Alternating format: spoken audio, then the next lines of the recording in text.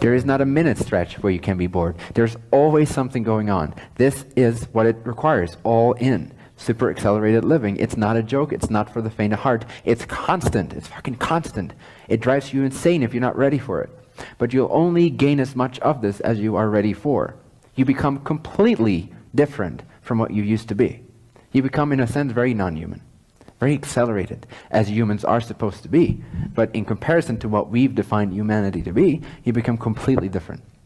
So be prepared. And start where you're at.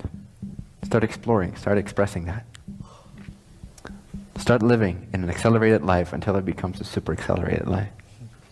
And always know that you contain all the love you need, my friend. You contain all the worthiness, all the infinite love and union and bliss is right here. And when you radiate it, I guarantee you, all these true relationships, the really true ones that really bring you joy and that really have the ability to reciprocate something and teach you something and show you something and receive what you have to offer in a very free way, non-attached way, they will show up effortlessly, one by one by one by one. I'm not just talking about partnerships or sexual relationships. I'm talking about any type of relationship, any type of opportunity that comes your way. It will come effortlessly. And before you know it, you realize that what creates reality is not reality, but you. So where you always want to be focused is you, not reality. You enjoy reality as if it's by the wayside, as if it's just a portion of you that comes into your being, and you enjoy it while it's there, but you use it to increase your frequency even more. You use it to confirm to yourself that you are Lord. You are God. You are a creator. It's an inside joke. Recognize if it feels good or not. This is what maturity, this is what wisdom is. It's becoming, how can you accelerate wisdom, which is what you need to really live a super accelerated life? You need to be somewhat wise, meaning you need to be able to discern in a very clear, responsible, distinctive way what vibration is about to happen right now. You become very keen on what's happening vibrationally. A master is very keen on every single detail that's occurring. So vibrationally, you become very clear, very clear, very clear. Every little ripple in the field becomes noticeable, and you know where it comes from and what it's going to do. Not all the time immediately, but that's how you learn, and that's what it becomes. So what you want to do is, as soon as the radial awareness starts hurting, notice that it's hurting. Something does not feel good. You included into this free love, now you included a thought that made it directional. Directional love can be beautiful as long as you're rooted in the non-directional love. It can be gorgeous to completely have that one-pointed experience for a moment. But when it becomes an idea, when it becomes an attachment, that's when shit hits the fan. That's when you start hurting vibrationally. As soon as you start hurting vibrationally, remember that this is what it requires. This is the high-stakes game. You have to be all in. You have to prioritize how you feel.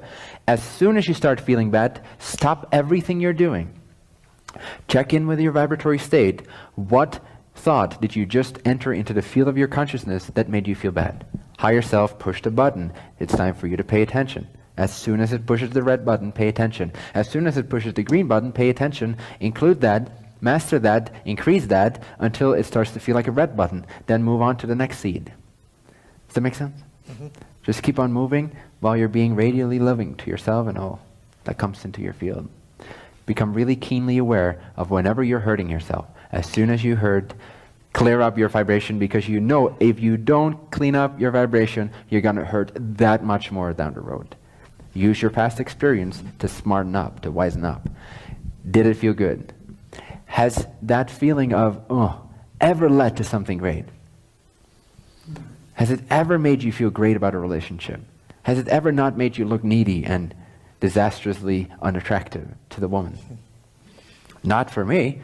Whenever I enter that vibration, it starts to look terrible real fast because I'm really intense. So I'm not appealing to that other person at all if I would indulge in that state.